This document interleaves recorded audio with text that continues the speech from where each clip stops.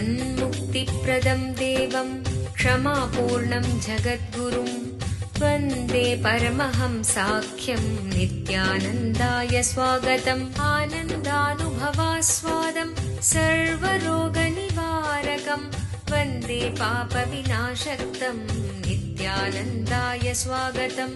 नित्यमुक्तं निर्विकल्पं ध्यानलोकप्रदीपकं वन्दे शान्तमयं बन्धं नित्यानन्दाय स्वागतम्। பரமஹம்ச நித்யானந்தர் ஓர் வாழும் அவதார புருஷர். பிறப்பிலிருந்தே ஞானத்தை, ஞான சக்தியை வெளிப்படுத்திய பிறவி யோகி. 500க்கும் மேற்பட்ட புத்தகங்களை 27 மொழிகளில் அருளிய எழுத்தாளர். 8000 மணி நேரத்திற்கும் மேல் ஞான கருத்துக்களை மொழிந்துள்ள அரிய பேச்சாளர். ஆயிரக்கணக்கானவர்களுக்கு உணவு, மருத்துவம், கல்வி, ஆன்மீகம் போன்ற துறைகளில் ஒப்பற்ற சேவை செய்து வரும் சமூக சேவகர். லட்சக்கணக்கானவர்களுக்கு தலைவலி முதல் கேன்சர் வரை தனது தியான சக்தியால் தீர்த்து வைத்த தியான சிகிச்சையாளர். லட்சக்கணக்கான மக்களுக்கு உடல் நலம், மனவளம் ஆகியவற்றிற்கான கிரியைகளை வகுத்து தரும் கிரியா யோகி.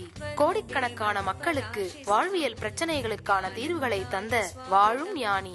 151 நாடுகளில் தியான மையங்களோடும் 40க்கும் மேற்பட்ட நாடுகளில் ஆசிரம கிளைகளோடும் நடந்து வரும் உலகளாவிய நித்யானந்த தியானபீட ஆன்மீக இயக்கத்தின் நிறுவனர். 1 கோடிக்கும் மேற்பட்ட சீடர்களால் ஆத்மார்த்தமாக பின்பற்றப்படும் ஞான குரு. தீட்சையின் மூலம் சக்தி பரிமாற்றத்தை நிகழ்த்தும் அவதார சக்தி. பாரம்பரிய யோக கலையை ஆயிரக்கணக்கான யோக மையங்கள் மூலம் உலகமெங்கும் எடுத்துச் சென்ற நவீன கால யோகி. லட்சக்கணக்கான மக்களுக்கு குண்டலினி சக்தியை உயிர்ப்பித்து அஷ்ட சித்திகளை அருளும் அஷ்டமா சித்திதாயகன். உலகம் முழுவதும் வைதீக ஆலயங்களை அமைத்து வேத கலாச்சாரத்திற்கு மறுமலர்ச்சி அளித்த ஆன்மீக சுடர். லட்சக்கணக்கான இளைஞர்களின் எதிர்காலத்திற்கு வழிகாட்டியாய் திகழும் ஒரே இளம் குரு. உலகிலேயே இணையதளத்தின் மூலம் அதிகமாக பார்க்கப்படும் ஆன்மீக குரு. அரசியல் துறையிலும் ஊடகத்துறையிலும் ஊடுருவி இருக்கும் நாத்திக ரவுடி கும்பல்களால் தொடுக்கப்பட்ட மத தாக்குதலையும் தாண்டி ஒப்பற்று ஒளிரும் ஆன்மீக ஒளி. அசைக்க இயலாத, என்றென்றும் நிலைத்திருக்கும் ஞான கல்ப விருட்சம்.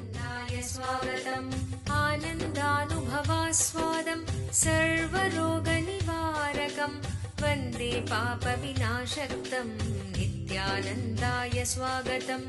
नित्यमुक्तं निर्विकल्पं ध्यानलोकप्रदीपकं वन्दे शान्तमयं बन्धं नित्यानन्दाय स्वागतम्। आनन्दगन्धसञ्चारं सर्वोपाधिविनिर्मुक्तं वन्दे ज्ञानालयं नाथं नित्यानन्दाय स्वागतम्।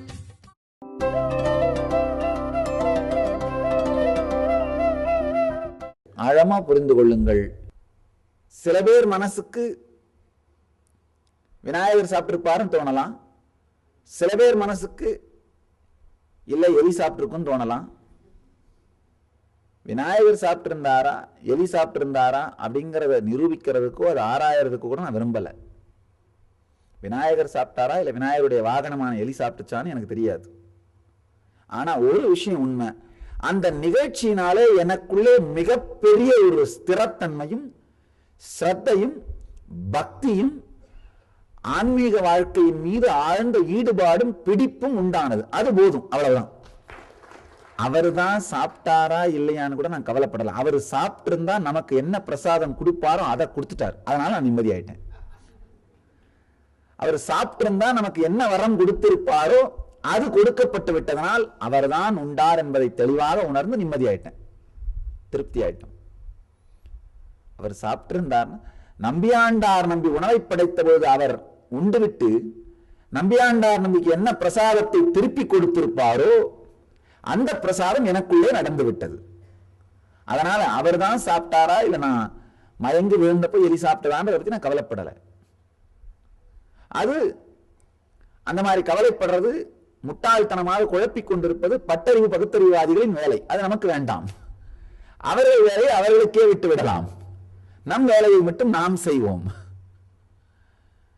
நம்ம வேலை என்னன்னா, நம்பியாண்டார் நம்பி கொடுத்த உணவை கணபதி உண்டதனால் நம்பியாண்டார் நம்பிக்குள் என்ன மாற்றம் நடந்தது, அதுதான். அவருக்குள்ளே மிகப்பெரிய பக்தியும் ஸ்ரத்தையும் ஆனந்தமும் மலர்ந்தது. அது எனக்குள்ளே மலர்ந்து விட்டது. முடிஞ்சு போச்சு. பிராண ஓட்டம் அப்படிங்கிறத மையமாக வைத்தே எத்துணை விதமான தியான நுட்பங்களை அளித்திருக்கிறார் அப்படின்னு பாருங்க. மேலோட்டமா பார்த்தா இது எல்லாமே ஒரே மாதிரியான தியான முறையும் தோணும், கிடையாது. ஒவ்வொரு மன அமைப்பிற்கும் ஒரு சின்ன வித்தியாசத்தோடு இருக்கின்ற தியான முறை தான் பொருந்தும். சில நேரத்தில் பார்த்தா சாவிகள் எல்லாம் ஒரே மாதிரி தான் தெரியும், ஆனாலும் கூட பூட்டு திறக்கும் பொழுது தான் தெரியும் இந்த பூட்டுக்கு இந்த சாவி தான் திறக்கும், இன்னொரு சாவி திறக்காது. இன்னொரு சாவி பார்க்கறதுக்கு ஆல்மோஸ்ட் அதே மாதிரி தான் இருக்கும். ஒரு ஒரு ஒரு மில்லிமீட்டர் ப்ரொஜெக்ஷன் தான் எக்ஸ்ட்ரா இருக்கும் இன்னொரு சாவியில. ஆனா அந்த பூட்டு அந்த சாவியால திறக்க முடியாது. ஒரு மில்லிமீட்டர் ப்ரொஜெக்ஷன் தானே எக்ஸ்ட்ரா இருக்கு, அதுக்கு போய் என்ன திறக்குமே அப்படின்னு நினைச்சா முடியாது. ஒவ்வொரு பூட்டிற்கும் ஒவ்வொரு சாவி, அதே மாதிரி ஒவ்வொரு இதய பூட்டிற்கும் ஒரு ஒரு தனித்தனியான தியான முறைகள் உண்டு. அதான் ஈஸ்வரன் சிறிய சிறிய வித்தியாசங்களாக இருந்தாலும் பல்வேறு விதமான ஆழமான தியான முறைகளை அளித்திருக்கிறார். மேம்போக்கா பார்த்தா, மேலோட்டமா பார்த்தா சிறிய வித்தியாசம், அதை உபயோகம் பண்ண ஆரம்பிச்சிங்கன்னா தெரியும் என்ன ஆழமான வித்தியாசம் அப்படிங்கிறது. உள்ளே ஓடுகின்ற சுவாசம், வெளியே ஓடுகின்ற சுவாசம் இரண்டும் ஒன்றை ஒன்று தொட்டுக்கொள்ளும் இடத்தில் சக்தி நிறைந்ததும் சக்தி அற்றதுமான மையம். ஆங்கிலத்தில் பிக் பேங், பிளாக் ஹோல்னு சொல்லுவோம். பிக் பேங்னா இந்த பிரபஞ்சமே அப்படிதான் தோன்றியது. மிகப்பெரிய ஒரு வெடிப்பு நடந்து அதிலிருந்து இந்த பிரபஞ்சம் தோன்றியதாகவும், அதே மாதிரி பிளாக் ஹோல் அப்படிங்கிறது எல்லாமே ஒடுங்குகின்ற ஒரு இருட்டு. அருணாச்சல புராணம் எப்படி அண்ணாமலையான் பிரம்மாவுக்கும் விஷ்ணுவுக்கும் தரிசனம் கொடுத்தார் அப்படின்னு சொல்லுகிறதோ அதே வார்த்தையை, அதே முறையை இன்று அறிவியல் உலகம் உருவான, பிரபஞ்சம் உருவாக்கப்பட்ட விதம் அப்படின்னு சொல்லுது.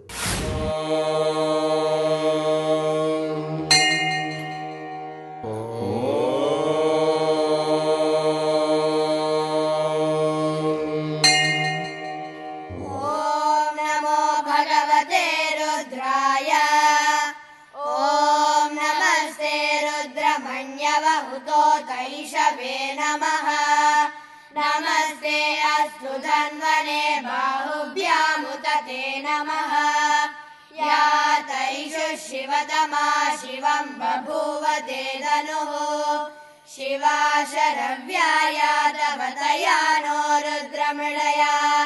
या ते रुद्र शिवा तनूरघोरा पापकाशिनी तया नस्तनुवा शन्तमया गिरिशन्ताभिजादशीः यामिषं गिरिशन्तः। சில விஷயங்கள் நம்ம ஆழ்ந்து பார்க்கிறோம், இதெல்லாம் சாதாரண கோயின்சிடென்ஸ் கிடையாது. கோயின்சிடென்ஸ்னா எக்குத்தப்பாக ஒன்றாக சேர்ந்து விடுவது, அது கிடையாது. நம்முடைய முன்னோர்கள் எதேச்சையாக எதையுமே சொல்லவில்லை, இதற்கு பின் ஆழமான சத்தியம் இருக்கின்றது. பிரம்மாவும் விஷ்ணுவும் ஒருவருக்கொருவர் போரிட்டுக் கொள்ளும் பொழுது, வாதிட்டுக் கொள்ளும் பொழுது அவர்கள் முன்பு ஈஸ்வரன் எப்படி தோன்றினான் அப்படின்னு புராணங்கள் விளக்குகிறதோ அதே டெஃபினேஷன் தான் பிக் பேங்னு சொல்றாங்க. மிகப்பெரிய பிரம்மாண்டமான ஒளி பிழம்பாக, சக்தி பிழம்பாக ஏதோ ஒன்று வெளிப்பட்டது. அதிலிருந்து வந்த பாகங்களிலிருந்து தான் பிரபஞ்சங்களும் பிரம்மாண்டமும் தோன்றியது. அதே மாதிரி பிளாக் ஹோல்னு எல்லாமே ஏதோ ஒன்றில் ஒடுங்கிக் கொண்டே இருக்கிறது. ஒரு வருடத்திற்கு முன்பாக நாசா ஒரு அருமையான புகைப்படங்களை வெளியிட்டிருந்தாங்க. முதல் முறையாக அந்த பிளாக் ஹோலை போட்டோகிராஃப் பண்ணியிருந்தாங்க. பிளாக் ஹோல்னா இந்த பிரபஞ்சங்கள் எல்லாம் எதிலோ ஒன்றில் ஒடுங்கிக் கொண்டே இருக்கிறது, என்ன ஆகுதுன்னு தெரியல. அதுக்குள்ள அடங்கின பிறகு அது எங்க போகுது, எப்படி முடியுது எதுவுமே தெரியல. ஏதோ ஒன்றில் ஒடுங்கிக் கொண்டே இருக்கிறது, ஏதோ ஒன்றிலிருந்து வெளிப்பட்டு கொண்டே இருக்கிறது. சிருஷ்டியும் லயமும், உருவாவதும் கரைவதும் நடந்து கொண்டே இருக்கின்றது. பிரம்மாண்டத்தில் என்ன நடக்கின்றதோ அதுவேதான் பிண்டாண்டத்திலும் நடக்கின்றது. நம்ம ஆழமா 3 விஷயத்தை புரிஞ்சுக்கணும். பிரம்மாண்டம் எப்படி உருவானது அப்படிங்கிற அருணாச்சல புராணம் சொல்ற அதே சத்தியத்தை இன்று அறிவியல் மிக தெளிவாக உரைக்கின்றது.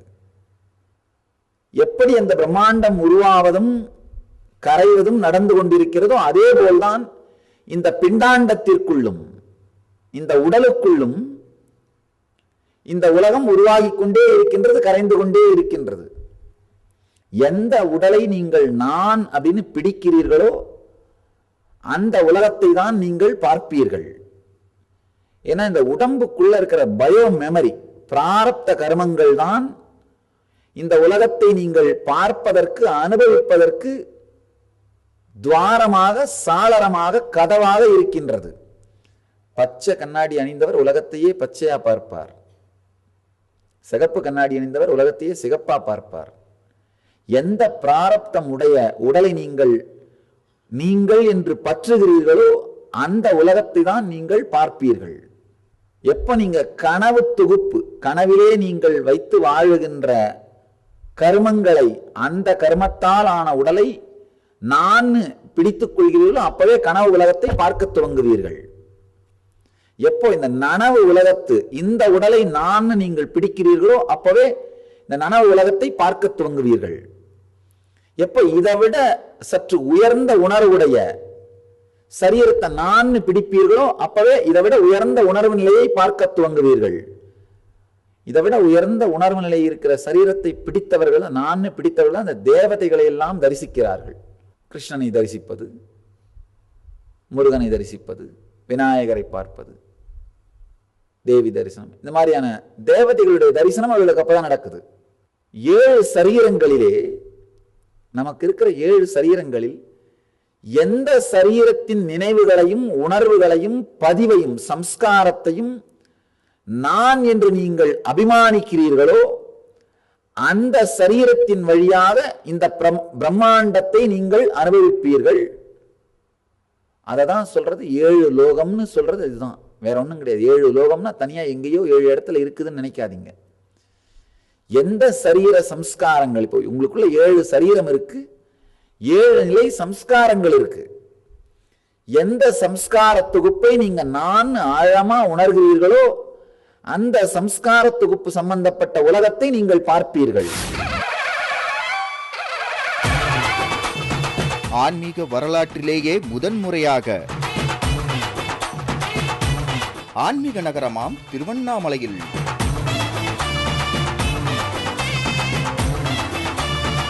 லட்சக்கணக்கான பக்தர்கள் பக்தியோடு கலந்து கொண்ட வாழும் அவதார புருஷரான பரமாம்ச நித்யானந்தரின் 35வது அவதார பெருநாள் விழா.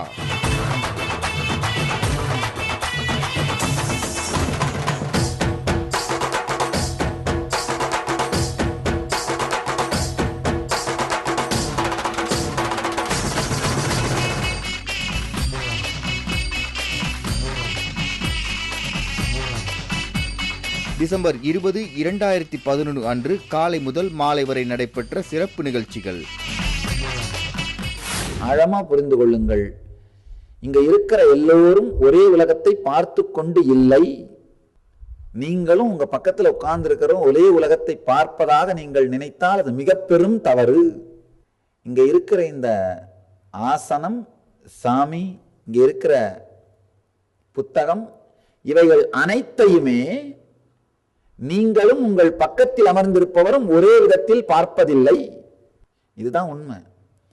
இவைகளை பார்க்கும்போது உங்களுக்கு ஏற்படும் அனுபவம், உங்களுடைய உணர்ச்சி பெருக்கு, உங்களுடைய மனப்போக்கு வேறு வேறு விதமானது.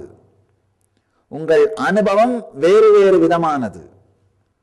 இந்த பொருளுக்கு ஆசனம்னு பெயர் கொடுக்க வேண்டிய காரணமே என்னன்னா, நீங்கள் எல்லோரும் ஒரே விதமாக பார்க்காததனால் மற்றவர்களோடு தொடர்பு கொள்ளும் போது ஒரு காமனான பொதுவான வார்த்தை வேணுங்கிறதுக்காகத்தான் பொருட்களுக்கு பெயர்களே வழங்கப்படுகிறது. ஆழமா புரிஞ்சுக்கோங்க. இந்த பொருளை எல்லோருமே ஒரே விதமாக பார்ப்பீர்களானால் இந்த பொருளுக்கு ஒரு பொதுவான பெயர் தேவைப்படாது.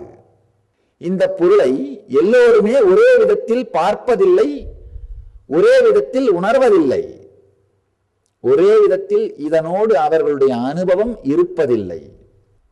ஒரு நபரை பார்க்கும் பொழுது 2 பேர் பக்கத்துல உட்கார்ந்து பார்த்தீங்கன்னாலும் உங்களுக்குள்ள அவரை பற்றி ஏற்படுகிற அனுபவம் வேறு.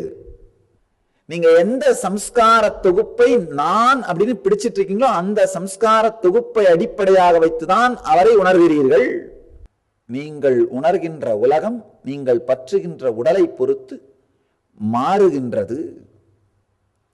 கனவு சரீரத்திலே நீங்கள் உபயோகப்படுத்துகின்ற சம்ஸ்கார தொகுப்பை, அதனால் ஆன சரீரத்தை நான் நினைச்சதை நீங்கள் பற்றுகிற வினாடியே கனவு உலகத்தை பார்க்க துவங்கி விடுவீர்கள்.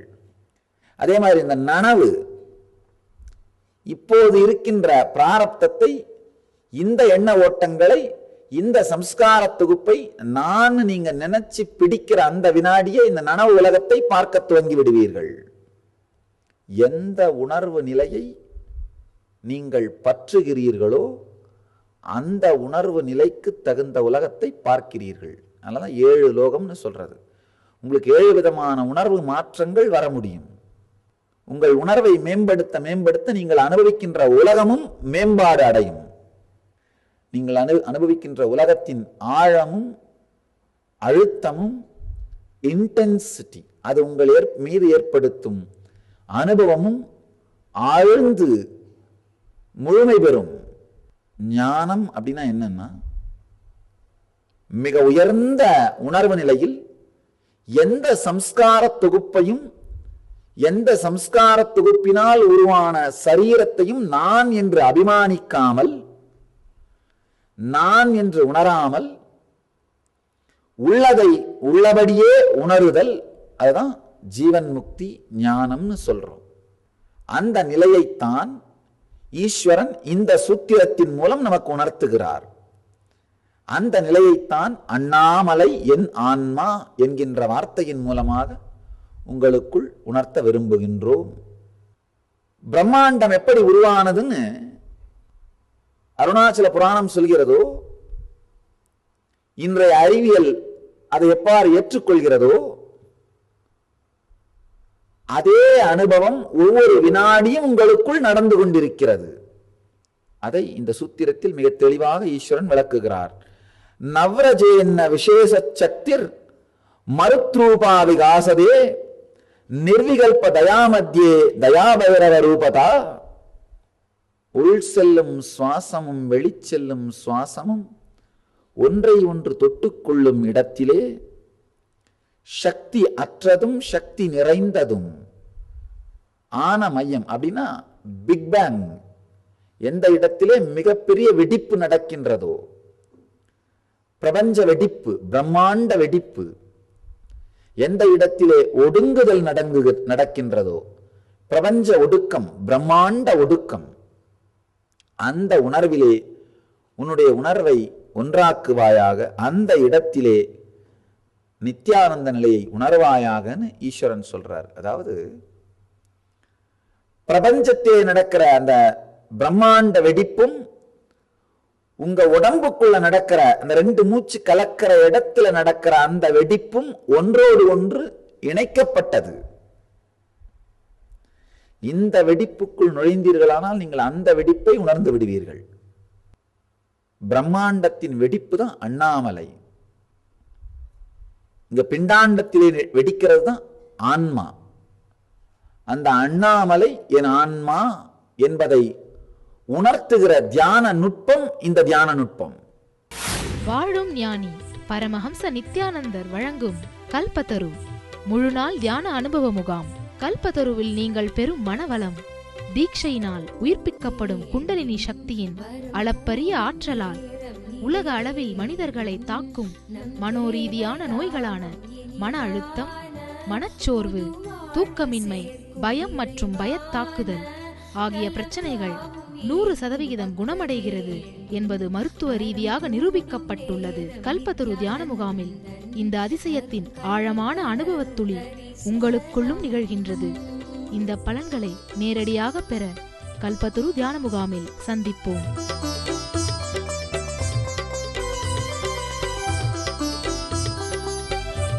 மேலும் விவரங்களுக்கு நித்யானந்த தியான பீடம், நித்யானந்தபுரி, கிரிவலப்பாதை, திருவண்ணாமலை.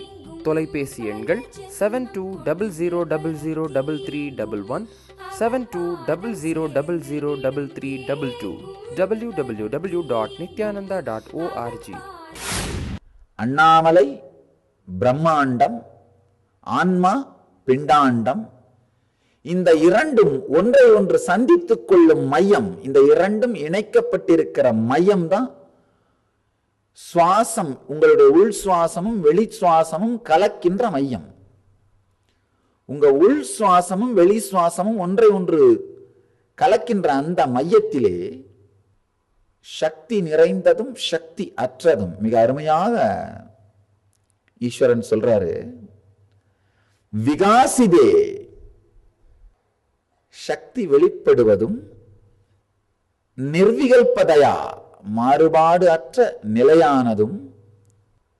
அந்த இடத்துல மிகப்பெரிய சக்தி இருக்குன்னு சொல்லலாம், இல்ல மிகப்பெரிய வெற்றிடம் இருக்குன்னு சொல்லலாம். ஏன்னா பல உலகங்கள் உருவாகி கொண்டே இருக்கிறது, பல உலகங்கள் அதற்குள் கரைந்து கொண்டே இருக்கின்றது.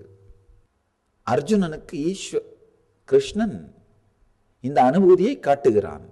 பகவத்கீதையில விஸ்வரூப தர்ஷன யோகத்துல 11வது அத்தியாயத்திலே காட்டுகிறான்.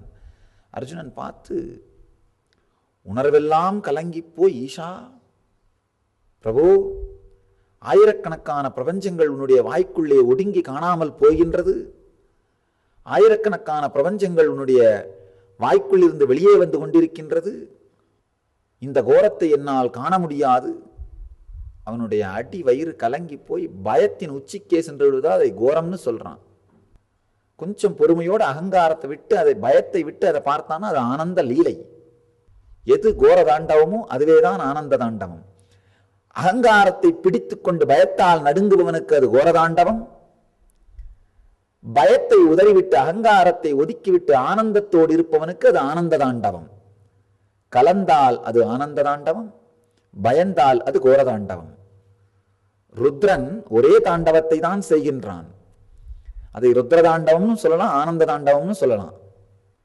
பயத்தாலே தன்னை பிடித்து கொண்டு எதையாவது இழந்து விடுவோமோ என்கின்ற பயத்தினாலே நடுநடுங்கிக் கொண்டிருப்பவர்களுக்கு அது ருத்ரதாண்டவம். இதற்கு மேல் இழப்பதற்கு ஒன்றுமில்லை, இழப்பவரையெல்லாம் இப்பொழுதே இழந்து விடலாம் என்று தூக்கி எறிந்து விட்டு, தன்னுடைய சொந்த சரீரத்தை கூட தூக்கி எறிந்து விட்ட சிவகணங்களுக்கு, பேய்களுக்கு அது ஆனந்த தாண்டவம். பிடித்து வைத்துக் கொள்ள வேறொன்றும் இல்லை. சுதந்திரமான ஜீவன்கள் சிவகணங்கள், அவர்களுக்கு அது ஆனந்த தாண்டவம். இங்க அந்த அனுபவத்தை கண்டவுடனே அர்ஜுனன் நடுங்குகிறான். ஏனென்றால் அவன் பயத்தினால் தான் போரிலிருந்து தப்பிக்க நினைத்தான். ராஜத்தன்மை, அதற்கு எங்காவது பங்கம் வந்து விடுமோ அப்படிங்கிற பயம் அவனுக்கு இருந்தது. அதாவது சைக்கலாஜிக்கலா தன்னுடைய பர்சனாலிட்டி, தன்னுடைய ஐடென்டிட்டி கரைந்து விடுமோன்ற பயம் அவனுக்கு இருந்தது. அதனாலதான் உற்றார்களையும் உறவினர்களையும் எப்படி நான் கொள்வேன், வேற ஒன்றும் இல்லை, அந்த உற்றார் உறவினர்களால் தான் இவனுக்கு அந்த பெயரே. குடிமக்கள் இருந்தாதான் அரசன் அரசன். இவனால இன்னொரு புது சொசைட்டில போய் உட்கார்ந்து இவனுடைய ஐடென்டிட்டி எஸ்டாப்ளிஷ் பண்ற அளவுக்கு ஸ்திரத்தன்மையோ பலமோ சக்தியோ தைரியமோ இல்லை. ஏற்கனவே எந்த சமூகத்திலே தன்னுடைய ஐடென்டிட்டி எஸ்டாப்ளிஷ் பண்ணியிருக்கானோ அந்த சமூகம் அழியாமலே பார்த்து கொள்ள வேண்டும் என்கின்ற ஆழ்ந்த பயத்தால் ஏற்பட்ட பற்றுதல், அதிலே தான் அர்ஜுனன் நடுங்குகிறான். அதனாலதான் விஸ்வரூப தரிசனத்தை கண்டவுடனே கதி கலங்குகிறான். எப்பவுமே பயத்துக்கு ஒரு பெரிய குணம் உண்டு, உங்களை சிறிய வட்டத்தை மட்டுமே பார்க்க வைக்கும். எப்ப நீங்க பார்க்கிற வட்டத்தோட அகலம் ஜாஸ்தி ஆகுதோ பயம் உங்களை பிடிக்க முடியாது. 10 நாடுகளும் சுத்த ஆரம்பிச்சிங்கன்னா பயம் காணாமல் போய்விடும், வாழ்க்கையை பற்றி பயம் காணாமல் போய்விடும். அதனாலதான் நம்முடைய பாரம்பரியத்திலே சந்நியாசம் யார் எடுக்கணும்னாலும் பரிவிராஜகம் போகணும்னு சொல்றது. பரிவிராஜகத்துக்கு கொடுக்கப்படுகிற முக்கியத்துவம் காரணம் என்னன்னாலே பயம் அடியோடு காணாமல் போய்விடும். பிறந்து வளர்ந்த அந்த குக்கிராமத்தை விட்டு தாண்டாமலே வாழ்பவன் பயத்தாலேயே சாவார்கள். ஊர் ஊராக சுற்றி திரிந்து வாழ்ந்து பார்த்தவர்கள் பயம் இருக்காது. அந்த சின்ன ஃப்ரேமை உடைச்சிட்டோம்னா பயம் இருக்காது. இப்ப அர்ஜுனனுக்கும் அந்த பயம்தான்.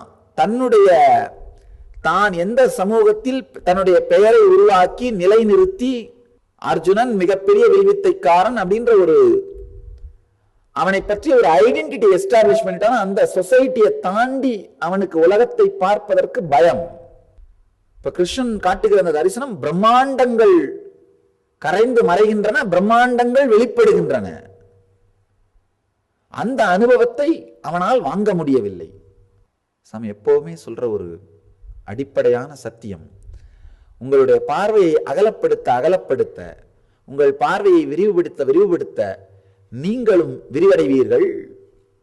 அருமையான ஒரு ஆர்டிக்கிள் சாமி படித்தோம், ஒரு கட்டுரை.